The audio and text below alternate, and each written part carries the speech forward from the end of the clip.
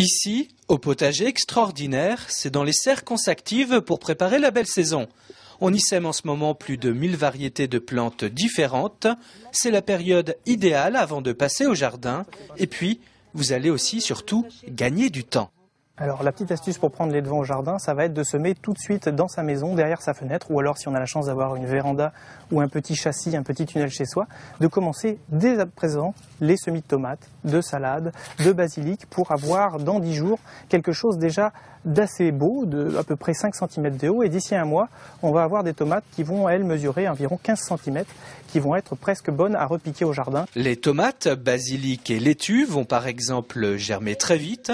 Et l'exercice est simple à réaliser. Là, on voit bien les graines de tomates.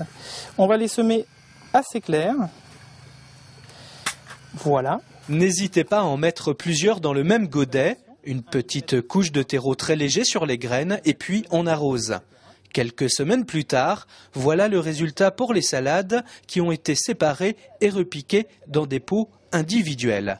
On attendra ensuite la première quinzaine de mai, aux environs des fameux seins de glace, pour planter tout ça au jardin. Sachez qu'il n'est toujours pas trop tard pour préparer votre sol à l'extérieur.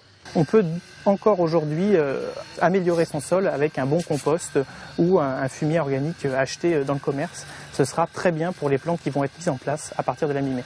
Et vous le verrez, grâce aux semis que vous aurez faits, il y a de bonnes chances pour que vous consommiez vos fruits et vos légumes avant tout le monde.